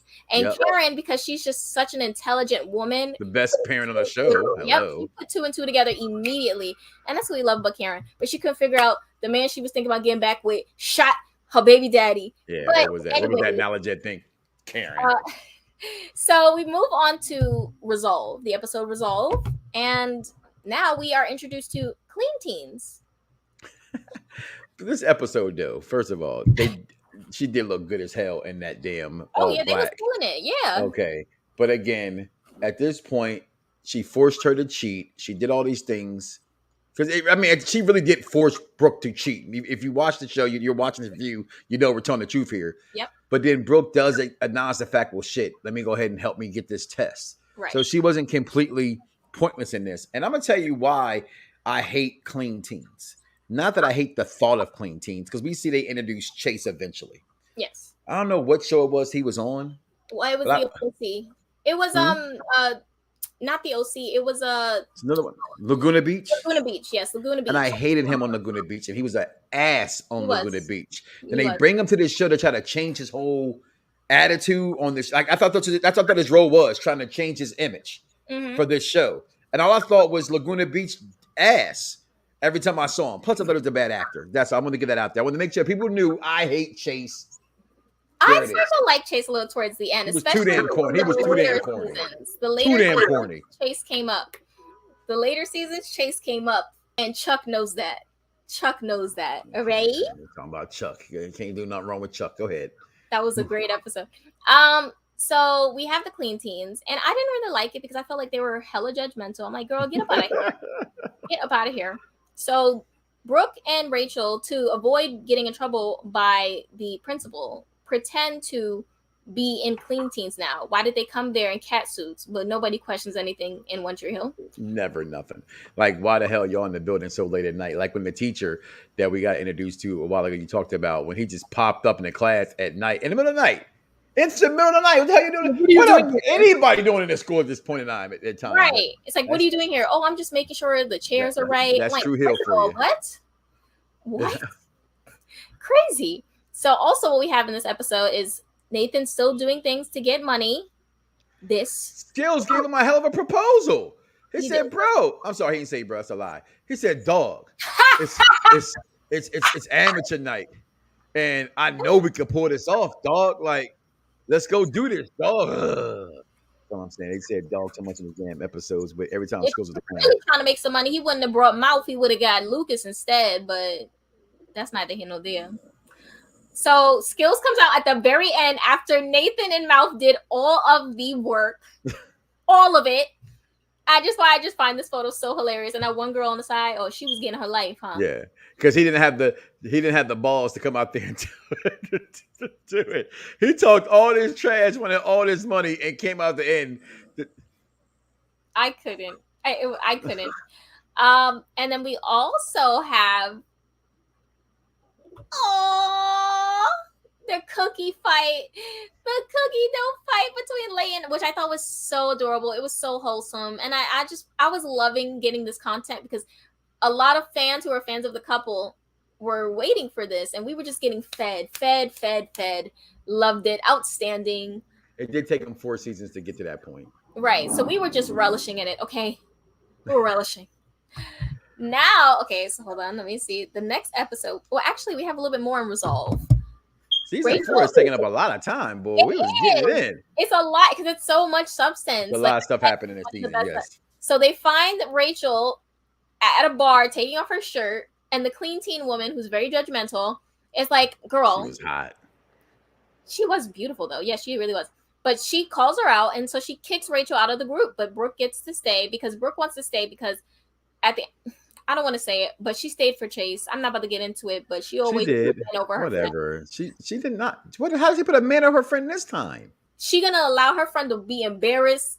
Like, first of all, they showed her friend went out there and did it. Brooke wasn't a part of that date that day. I don't care what my friend does is embarrassing. I'm gonna hold him down 10 well, guess what? That's that's loyalty.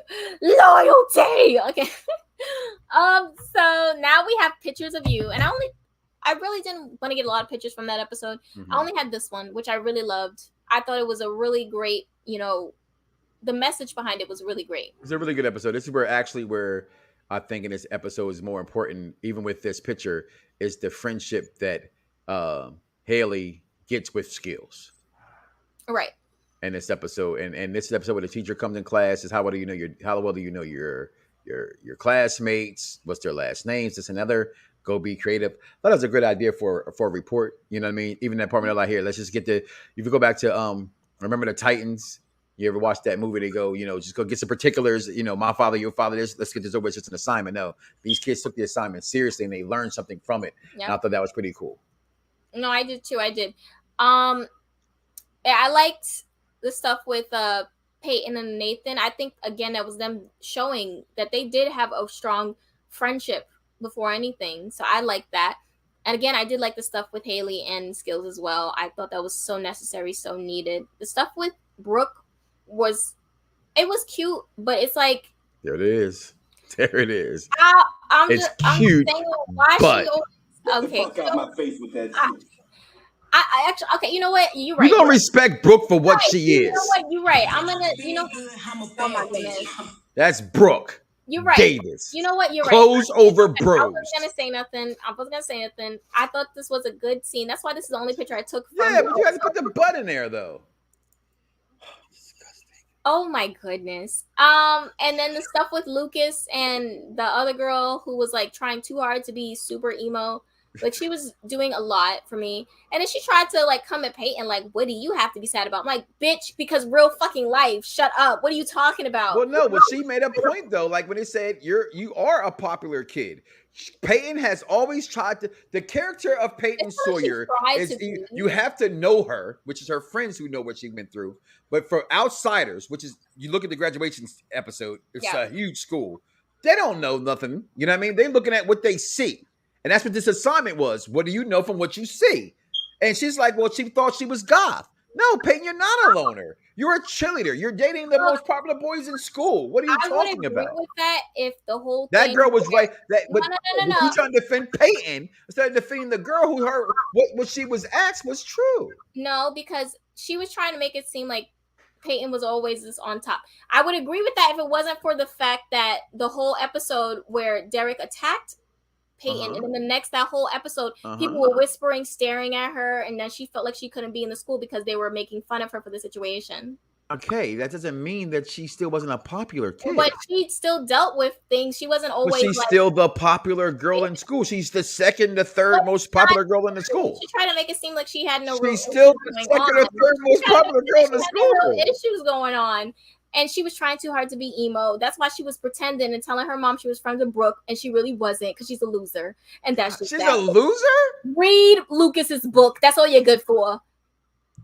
Anyway, this is for someone who don't like being bullied, right? And those kind of things. The words just came out of your mouth. The words just came out of your mouth. Oh my God. Read Lucas's book. Do it. Now we have the episode. My Buddhist woman. Now we have sad songs for dirty lovers. I like this. Yes. Vindication episode. Now, we have... Have me put my glasses back on. Haley gets fired from being a tutor girl. Because they found out that something was stolen. One of the papers was stolen because it was stolen by Rachel. And Haley is pissed. She comes to Brooke and asks her if she knew anything about this. Obviously, Brooke lies because Brooke, you know what? Anyway, she lies. And now Haley has to find out on her own what we already knew. And how does Haley handle it? Like a bad bitch. Hold on. I'm a bad bitch. She did it, yo. Outstanding. She throws a drink and Rachel smacks her.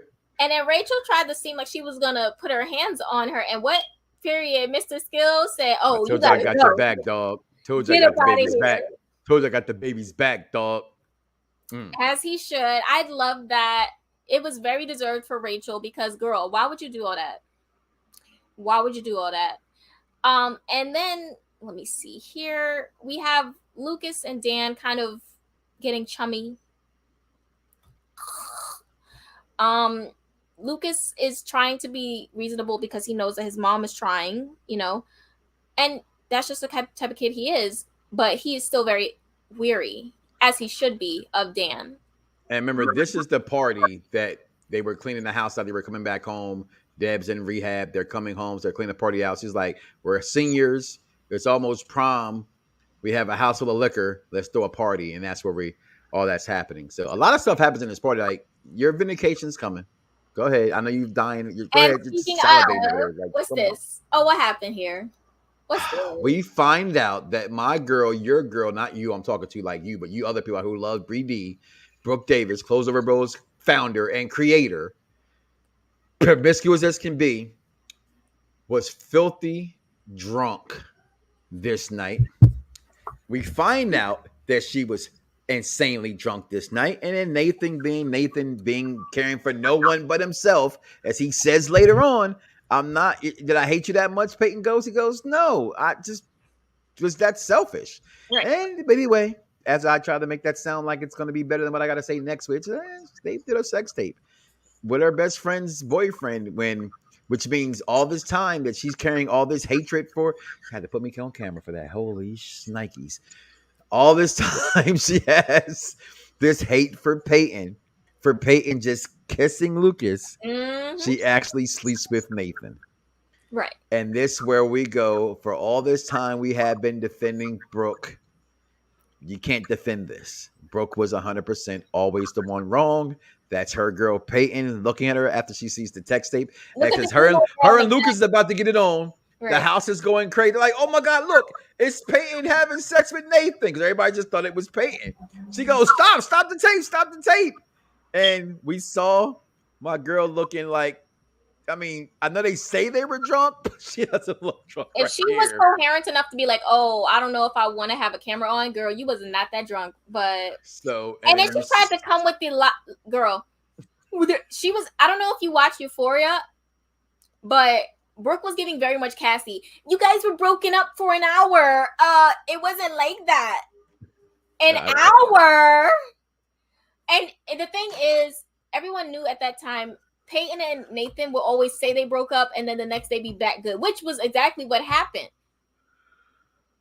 So you see your girl go, what the fuck? And the girl in the background to the left. She's like, damn, maybe you do got a case. Damn. Right. She punches the shit out of Brooke. Like, she cold cocks her ass for this. And this is where you have to let go of hating on Peyton, because Peyton was right. Period. Anyways, so now we move on to prom night at Hater High. Peyton is not letting it go. Peyton said, nah, this is my vindication because you've been dragging my name in the dirt for months. It's my favorite gift that I use against you, by the way. Which one? I'm crying. Well, because she throws the brick at her. Oh, yeah, that's true. She throws the brick. Stuff at her house, throwing bowls and things that Peyton drew and that made, yeah. And I'm like, girl. This is what you were talking about last week. And as I watched them, so I said, oh, you could find out later she couldn't fight.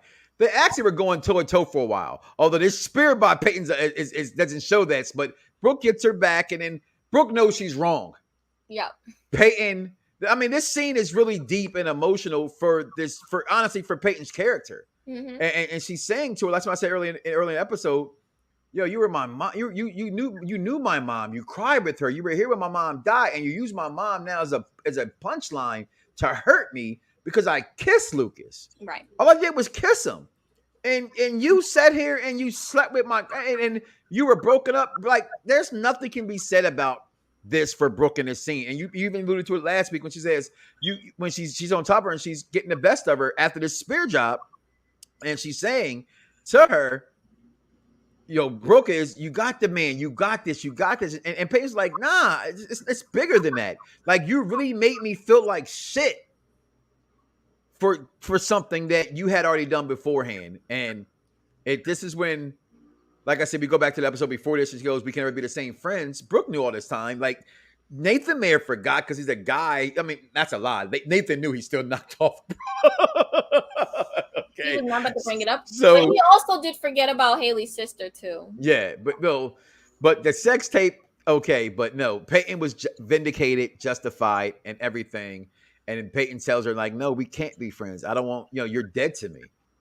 And at this point, when she says those words, Brooke, this is actually the launching pad for Brooke being a different person.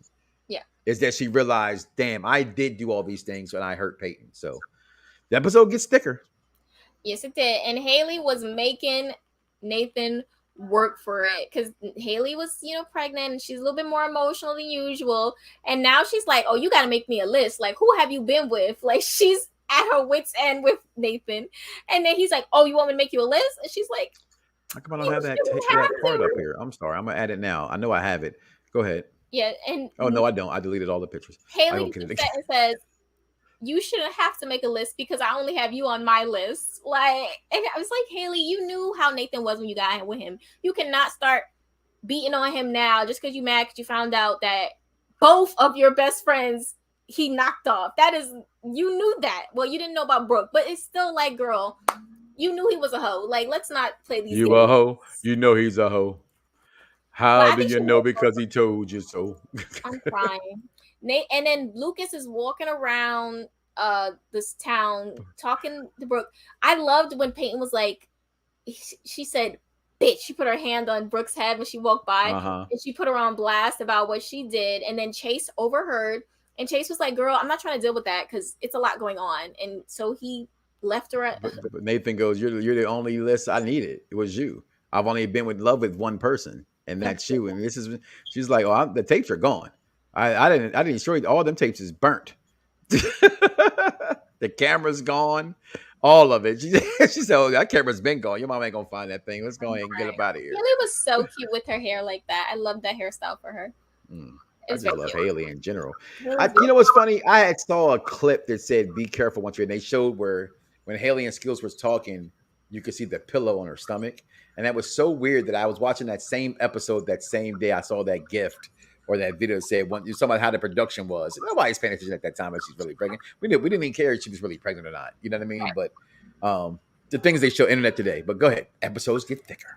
Yes, it does, because now we find out Mr. Crazy Guy is not gone. Now that dress was immaculate, not the one before, but this one was definitely. This is a great dress. She was not going to go to prom. She's mad at Lucas. She's mad at the whole world. She's done with everything. Lucas says, "Listen, I'm going to be here. If you open the door, I know you. If you don't open the door, I know you don't. You don't want me no more." So she's excited. She's getting ready, and Psycho Derek is back. I couldn't believe it. I was so mad. And then this, I'm just trying to figure out what, like, even to this day, I don't understand what this man's end game was. The way he was a stalker. Rape was his end game. Craziness and being just crazy. But that sucked. So that's how it ended off for that episode. Now we go off to 1 second. Dun, dun, dun, dun, you call it madness, but I call it love. And we come back to, hold on, let me get the photos. So now we're at, well, we aren't here yet, but we'll use that photo. Okay. Basically, Peyton is here. Now, Brooke knows Peyton, and she says, "What you mean she didn't come to prom? She's been wanting to come to prom since we've talked about it always." So Brooke, wanting to try and make amends, comes to the, well, actually, before she even did that, I'm gonna say you got to backtrack to the best. Listen. She cares. She still cares because she didn't care. She wouldn't have did that. So Brooke's happy. like, yeah, I'm a whore. I deserve to be called a whore, but she loves me. That's her way of saying she cares. That's adorable. But you know what? Also about this last episode, the one where we find out about Brooke, I think what made it worse is Peyton was always so, oh no, because Brooke comes to her about the Clothes of a Bros design. Yeah. Peyton drew some of those. And she's like, "Oh, if you don't want to give them to me," I know that Peyton is just not that type of person. She's not spiteful like how Brooke is. And she easily gives it away and says, "This is you. You're the one that brought it to life." Class. Anyways, now we come here and they're both tied up because Brooke came in there thinking that, she was just going to convince Peyton to come and it would be all jolly. Now she's sitting there tied up, girl. He's like, Derek's like, "I'm going to kill the bitch because I know you hate her." She's like, "No, let me kill the bitch because I hate her." Then she smacked her like she was, what's my girl from Natural Born Killers? Oh, God, what's her name? That's my wife's favorite love story, by the way. Natural Born Killers. I'm sorry, I never seen it. But yeah, she hit her really hard. I thought that was so funny because afterwards she was like, "You hit me so hard." She's like, "I'm sorry." And I thought that was really good. Again, another good, like, Peyton did her thing with that because at first Jeanette Lewis. Oh. Juliette Lewis. Sorry. Oh, Juliette Lewis. Oh, no, I know who she is. Yeah. But Peyton really had me for a second. I was like, wait, hold up. Is this Peyton's villain arc? Is she just turning? She's going to help him kill Brooke? And then she turns around and stabs him. She should have done a better job stabbing him. She definitely could have stabbed him somewhere more vital to really put him down. She stabs him in the back. Girl. So Peyton runs, and Brooke is like, girl, run. She goes upstairs because why wouldn't you run out the front door? I don't know. Peyton goes up to her room and she goes to get her boxing gloves. See, this is the stuff that gets me mad. Yeah, listen, that was stupid. I was watching that like, but that's how her brother taught her how to fight. He said, go on upstairs and get the boxing gloves. So I just thought that was so cool. Why didn't she run out the front door? She goes upstairs to get boxing gloves. And she's like, but she was getting Derek. She was booping him up for a minute. I'm not going to lie. She was beating him up for a minute. She really was. I loved it. And then Brooke comes too at some point. I guess Brooke was able to get out of the restraints. And they was whooping. They was tearing him up.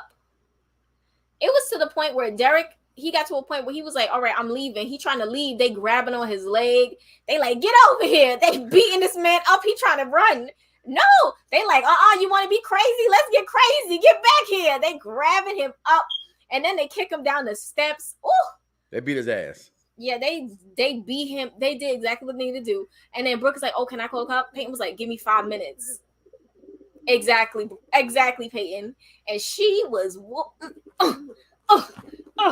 kicking on him. What did you think about this whole scene? She deserved it. I mean, that was her get back. She had been through so much. You got to think of her losing her mom, her regular mom, right? That we didn't know, but then losing her stepmom, father never being home, her wanting to love Jake because she thought it was the better thing to do because he's a good guy and a good father. That doesn't work. Going through what she went through with Peyton and her best friend, it was, and then this psycho Derek comes in. It was a lot of frustration being let out, and this was the scene that they just sat there together and it's like, so what do you want to do now? Let's go to prom. And they show up at prom like this, but you know who couldn't go to prom? Oh, hoe ass Rachel. Because hoe ass Rachel showed up and the principal said, now you got to go. So she said, fine, I'll leave your little stupid prom. Hey, mouth, let's go. And that leads us into our next episode. Not even, she tried to ask everyone if they want to go into her limo. Yeah, nobody was like, girl, we just paid fees to come to this prom. Like, prom is not cheap. No, it isn't. So they looking at her like, girl, get up out of here. And so Mouth, feeling bad for her, goes with her. But Rachel, girl, you honestly deserve all of this because you really create your own storms. From the very first episode of the season, she creates her own storms. Mm-hmm. Girl, I was not feeling bad for her. Anyways, so now we have this. Yes, next episode. They had a real contest at this point. What? So if you go back to a couple episodes before last year with the model, that was the winner from off of Knoxxx model Psycho, who the winner of that contest they had was going to appear on TV, and we had the girl who played the model. So this episode in West Grove, I think they were something like that, high school. This high school actually did win this real contest in real life to have One Tree Hill be at their prom. That's cool. And and so that whole thing. Remember, if you go back to when they're about to go walk in to get suits and stuff, you see the Sun Kids sign because Sun Kids always sponsored One Tree Hill. That's why they were always at Trick, right? Is that the name of the bar there, right? Okay. Yeah, no, Trick, yeah. And at this high school. So those are things I remember from that time. Absolutely. And this episode was called It Gets Worse at Night. And it's basically kind of showing how Brooke and Peyton are affected now from their attack. And they're both sleeping in bed with Lucas. And Skills is just like, I thought that was funny. And it also showed that they were all getting close again, which I loved. I never wanted them to be at odds. Like, I always just wanted them to be a unit. I just wanted Brooke to not be trying to be on Lucas. That's it. But I love them together. I love when they're good. So, and then we even have this when they're in the car and they're looking in the yearbook, and it says how Lucas was tried so hard just to get his yearbook in front of Peyton for her to write like 2 words. And that just shows how long this man has loved her. And then you have... I was wondering why you picked that picture. Go ahead. And then freaking Skills goes, I'm like, didn't you not see the name? Why would you read Jimmy Edwards stuff? You just killed the whole vibe. The whole ride is done. I just found that funny. And then I couldn't find a picture of Chris Keller. I don't know. Google do not like Chris Keller because it's very difficult to find It's pictures. easy to find a picture of ugly ass Chris Keller. Watch. I mean, give me 40 seconds. Like to the episodes, it's really hard. Oh yeah, it is. And just look for the ugliest picture. But you think Chris Keller's cute? I never. Well, I say he's all right. So basically, all the girls are in the car, and Chris Keller is the worst, but he's funny sometimes. So the car breaks down. Yes, the car breaks down. They find his tour bus. They do. And so basically, they're in the car, and he's like, "Oh, I slept with you, kissed you, and then and you made slept. Out with you." Kate was the only one. She just slapped him, which I thought he deserved. But I just found this funny. They really loved it. I think they really liked his character, so they kept trying to find ways to infiltrate him into the season, which we find out even later on still. And then we have them getting ready, and Peyton and Brooke have a moment, which I love. I just love when they're good. I do love Brayton. I'm a big Brayton fan when they're not fighting. I like how you got these names and you put them together. And I'll be like, what the fuck are you talking about? These are the names online. I know that. I'm just saying. I see ugly ass Chris Keller right there, grainy as fuck. But there it is on the tour bus for this man. So yeah, they were here. They came for Mouth because I guess Rachel dumped him. She dumped him and left him in a town, and he got arrested for public homelessness. I think they thought he was something homeless. like that. Yeah. And this is crazy. New York traffic, y'all. Y'all hear that shit? Oh my god.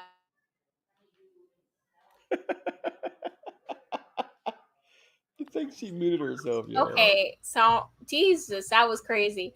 So it was just basically them. I think it was a break for them because they didn't really get to have a real prom. No, they didn't have a real prom. It was nice for them. And then Peyton and Lucas finally, and that's crazy to think about it because the way they really tried to like portray Peyton as this big hoe, but then it's like that was the first time they kind of thought they already did that. Four seasons into it, I'm just like, I hate you guys. So that happens, and I think did Brooke walk in on them? She did. That was weird. And that's when she goes to the tour bus with Chris Keller that night after the prom. The picture you showed was them about to go get their prom outfits from the thrift shop. Yeah. She walks in at the end, and that was again another realization for Brooke, that it was finalized for them. And like she said, let's not do it again. Let's not, she gets it. She you can't just stop loving somebody because you don't realize you're not perfect for each other and your friend has them. It still has to be hard for Brooke. So, right. But at this point, she knew it was over. Exactly. So then we move on to the runaway found, and we get more information about Derek, but his name's actually Ian. And it basically shows that he was going after Peyton because she resembled the girl that died. His girlfriend. He died in a car accident that he was driving the car of. Yes. That he had a little bit to drink. I think they kind of got him for, drunk when he was drinking. Go ahead. So then we have Brooke and Peyton. They've been looking into it, I guess because, when someone attacks you, you just want to know why. You want to try and find a reason. So you look into their past, and that's when they found that information. So Peyton visits him to, I guess, see if she can get answers. She doesn't get any answers. He's acting crazy like he always does. You're a tease, Peyton. I can't. He had nerve. So at the end of the day, they ended up leaving that alone. I think Brooke and Peyton ended up moving in together. Yeah, they do. They do. They go back. That's the picture you said. She goes see him the first time. Mm-hmm. Then Brooke, being Brooke, does the research to come out finding that that's Ian and whatnot, and then they go see him together. And that's a good episode because then you remember that same night again, you show that no one in Tree Hill has their doors locked. Yep. Because look, there it is. Open your eyes. It was Abby. And Lucas went to see Abby before, and her mom made her seem like she had lost her mind from that day. Right. And Dan goes and sees them and tries to threaten them also to leave. But he starts to know the truth at this point. just an awful person. Like, who just goes to someone's house to like intimidate them without like Yeah. Dan just sucks. I love it. This is awesome. Leave that shit on. Leave that mute off. Leave that. Let's hear it. This is live action right here, guys. Look at it. Oh yeah. Okay. They want you to come outside. He's trying to get your attention, girl. He's like, "What you doing? I got some Uber Eats for you." It's still going on. I can't. So, anyways, we move on to the episode "Ashes of Dreams You Let Die." I only had one photo from here that was important. Only one that mattered. And that is Mr. Intelligent. Lucas has figured it all out. He texted Dan, and he tricked him into basically admitting what Lucas already knew. I thought that was really smart on Lucas's part. I really did. And also I'm a little scared because I'm like, oh my God, Lucas is so off the deep end right now. This man is about to shoot this man dead in his house in front of his pregnant mother because he's just, so taken with grief. He walks in and she's kissing. She's kissing Dan. And just all the warnings that Karen had got, like Whitey warned him, like everybody was warning him what happened. And then, like you said, Karen, pregnant, sees this, shoot. I love when Lucas says, "I shot, get off my mom. I won't miss again." Right. I won't miss again. And then, of all people, Nanny Deb figures things out as well. She's like, the life out of Lucas, though. Yo, like she finds the gun is missing. She sees the bullet hole in the wall. She finds the gun casing on the floor, which again, where the fuck kind of police are this in this town of Tree Hill that they came and picked Karen up and no one saw all these things in the house? Right. Okay. So Druggy figures it all out, and it just continues to go from there. Again, this season, and we're almost through it. We're almost done. I know it's a long episode, but we got you. We're here at the last 2-3 episodes of the season. Yes. And so then we move on from that, and Deb is like, Lucas, you need to still go to your graduation. I'm going to stay here with not Deb. I'm going to stay here with Karen, make sure she's okay, but you need to go to your graduation, which I thought was good. For once, Deb was kind of being the adult, because I feel like she spent this whole season being the adult. So I was like, finally, girl, finally. And, Lucas is, he's afraid to leave his mom because he's just worried about her. But doesn't she give birth though? At this point, she does give birth to Lily. Yes. At this time, because of the gun, it drove her into labor. They were worried about she was hemorrhaging, things like that. So his sister's born, which I think is always funny. Literally, like 48 hours. The sister is the niece is born. Like the niece is older by 2 days than the nephew than the uncle. I know that. I thought that's so interesting.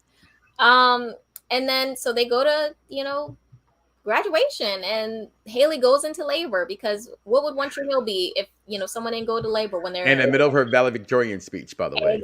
Exactly. That's how you do it. A boss, that's a boss right there. Come on.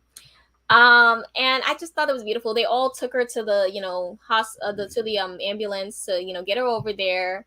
And then look at the baby Jamie. And if I can, I'm gonna just go back a little bit to that, because she had lost the valedictorian because the principal in the school thought, because of Nathan, who they do come out find that he point shaves, he comes out and tells the truth that he point shaves, so he loses his contract, his scholarship rather, to Duke. And Haley's just being Haley again. I think Haley doing what she did with the Chris Keller situation and going on tour and stuff, she knew what she had to make amends, in a sense, to her man. And I think she gave it all out for Nathan. And she goes again showing how great she is as a wife to him, even at this young age. Like, all this is going on there in high school, for heaven's sake. And talks Whitey, who's retiring, to taking a coaching job at a college just so Nathan can get a scholarship. Right. So then at this point, everything's going good. Nathan steps out of his own comfort. He goes and speaks to the principal to stick up for his wife, gets her back to being the valedictorian so she can say her back that she had been preparing for that night. So then, boom, we do get the birth of James Lucas. Right, I'm saying his name right? Yes, James Lucas Scott. Yeah, I still think that's this man's baby, but hey, we're going to leave that for another theory. But they have their beautiful baby boy, their bouncing baby boy, and what an episode. And then Brooke finally tells the principal that she was the one that, cheated on the test. And he's like, oh, okay, well, you're already here, so just forget it. But I think that end of that graduation, as we're getting to, also they say Rachel's name, right? He said graduating, but not walking, Oh, yes. right? And I thought that's some real shit in a show that's not real. Right? So then we get to the episode, which I personally think should have been the last episode ever. It's just the way that the show went off to me in this episode in season 4. Like I said, we had the birth. They're at a party. And I'm watching this last night with my wife, and I literally just got finished watching season 4. And it's just this night, so much happens. What's the name of this last episode? It's called All of a Sudden I Miss Everyone. So much. So in this one night, they go to a party where in this party, they go see Dan in prison. They go see Dan in prison. They see Dan in prison. They go back. So they're at the party, which most parties in high school starts at night. They go to the party, go see Dan in prison as Lucas and Nathan, because they got to see the old man. Because at this point, he does admit that he turns himself in, that he killed his brother, tries to kill himself. How hard is it that you try to kill yourself and fail? Right? Like, you're fucked in life if you try to commit suicide and still can't do it. They keep calling Nanny Deb about the baby. They go home and then back to the party to have If You Want to Be My Lover comes on, and you just see this scene is so corny. I love it so much. I couldn't stand this scene. I liked it because it's a high school thing, and it just shows that they were friends. And it starts off with just Bevan, Peyton, and Brooke, because this was apparently their song, right? And I thought that was funny. It was corny, but I like the friendship that it showed between the girls. Of course, we're not counting the slut at the end that was the Clean Teens chick that loses her mouth, loses his virginity too, that she breaks up before all that kind of stuff goes on. Huh? Promiscuous. I'm sorry. Well, can we say Rachel was a hoe? I got called promiscuous too. Promiscuous. Okay. All right. Promiscuous Rachel there in the left-hand side. But this was so corny to me and fun at the same time. But I don't have the picture, but they're on the roof. The guys are talking, Fergie and Skills and Mouth, and all the guys are there from the River Court. And he goes, "What do you want to do?" And he goes, "I'm going to kiss Brooke." And just how he jumps off the roof, and everybody goes, "Oh!" Like the people behind him. He just walks up to Brooke, turns her around, and just lays one on her. Then that guy I can't stand, Chase, I said you can hang out with your friends, not make out with your friends, because he takes Brooke back as well. And then we go to the River Court, and they're writing and tagging. Literally, just that's graffiti. That's against the fucking law. Yeah. Okay, but they're etching their name in history. They think at this time on the court. And then it goes off with Lucas and Nathan playing basketball, and the way it freeze frames at the jump shot going up, and it talks about how you get to see Lucas one-on-one with Brooke, and them talking, and what he says to Brooke and what she means to him, and what he says to her. More importantly, what he thinks of her. Yeah. As a person, and how great she can be, and how fearless she is, and how smart she is, and just you see everybody interact separately, one-on-one with each other so much that you're really thinking Karen going to the prison to see Dan. I love when she spits on the glass when Dan's like, Karen. As soon as she says Karen, she spits at him. Like, I'm going to let her father know that her uncle took him away. Like, this episode, this season, this should have been the end of One Tree Hill, in my opinion. Captain, I'm sorry. I know we got 3 more seasons to talk about of this show. I do like season 5, season 6, and season 7 were hard for me to watch. They really were. And I told my wife yesterday. I said to her, I said, "Babe, I've never finished the series." I said, "This show is going to have me finish the series because I stop after season 6. It's a lot. I stop at because I don't like who Brooke ends up with. I hate him I hated him. He's a horrible actor. And I don't think he's worthy of Brooke. It's how I feel about what's the boy that's dating Klaus's daughter in Legacy? Not Landon Slander. I hate Landon. Landon. No, I'm not taking it. You know what? Klaus would not approve of Landon. He would not approve of Landon. And so he wouldn't. Klaus wouldn't approve of him. Matter of fact, even Haley wouldn't approve of Landon. Not true. So. Because Landon is very similar to Stefan in ways, and his way he thinks. And Klaus, as we know, loved Stefan. So But we all know who becomes the real true star. It's not Stefan. And did Klaus like Damon? Klaus hated Damon. He did hate Damon. But anyway, we're talking about the wrong show. But again, I thought this should have been the end of the series. I really do. I thought watching again yesterday, I'm like, that'd have been a perfect send-off. Mm-hmm. And I think shows who have great send-offs, they don't get them. They're far in between. Mm-hmm. And so this show didn't get that great final send-off because the popularity brought it back for a 5th, 6th, and 7th season, which I don't know why. But your thoughts of season 4? I love the season. This is definitely one of my favorites, if not my favorite season. I loved how everything's put together. I love the long-term storytelling, and I just love that last episode. As you said, like, it was just so perfect, like everything about it. But you know, One Tree Hill has a very big fan base, and you know, at the end of the day, people are gonna be, greed is a hell of a drug. If you know you have a chance to make more money, they're gonna bring it up, sadly. But I loved this season, loved everything about it. Very great.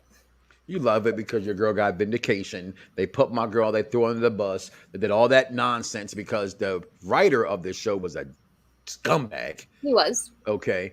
Was he the writer or was he the producer? He was the creator of the show. I don't think he was necessarily the writer. He had a hand in it.